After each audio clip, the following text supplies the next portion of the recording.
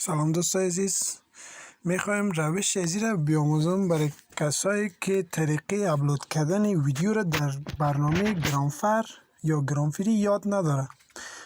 اولا سه نکته را فشار میتیم، بعدا از آخر سوم نوشته است ویدیوز یعنی ویدیوها کلیک میکنیم و اینجا نوشته است تایتل به معنای عنوان، لینک یعنی ارتباطات. تایتل یعنی چی؟ زمانی که ما ویدیو را در یوتیوب خود اپلود میکنیم ما باید یک عنوان بتیم و زمانی که ما اینجا میخوایم در برنامه یا سایت گرامفر فری ویدیوی را اپلود کنیم تا ای که برای ما گرام بته، در اول باید عنوان بتیم. مثلا ما میخوایم یک عنوان بتم که how can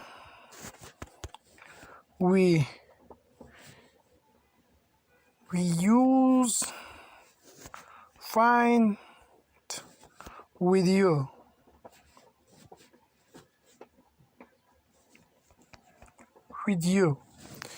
چطور میتوانیم ویدیوی ما را پیدا کنیم و بعدا لینک از را کلیک می فشار میتیم پست میگیم. پست که گفتیم زمانی که لینکی که از اونجا کپی کردیم مستقیم اینجا بعد از گزینه لینکی که فشار دادیم سنت ریویو میگیم تا ای که از پندینگ خارج شود و از سایت گرامفری برای ما 5 امتیاز یا 5 گرام بده.